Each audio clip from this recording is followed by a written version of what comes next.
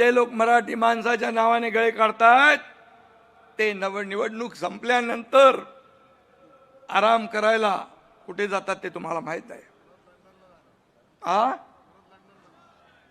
परत येतील ना। यांना मुंबईशी काही देणं घेणं नाही, मराठी माणसाशी काही देणं घेणं नाही। आता म्हणतात आमच्या वादापेक्षा महाराष्ट्र मोठा आहे, वादापेक्षा।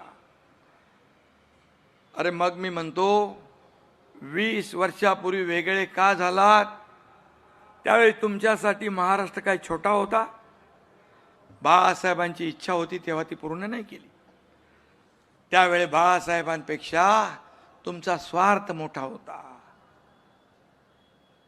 अहंकार मोठा होता। हे साऱ्या महाराष्ट्राने पाहिलेलं आहे। एकमेकांविषयी काल परवापर्यंत एकत्र येण्यापर्यंत काय काय बोललात तेही आठवा। स्वार्थासाठी वेगळे झालात आणि स्वार्थासाठीच एकत्र आलात ही मुंबईकर जनता जाणते आहे। हे मुंबईकरांना पक्का माहित आहे।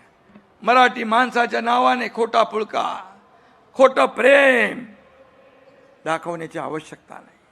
हे पुतना मावशीचं प्रेम आहे, हे खरं प्रेम आहे। आणि म्हणून मराठी माणसाने सावध राहणं आवश्यक आहे।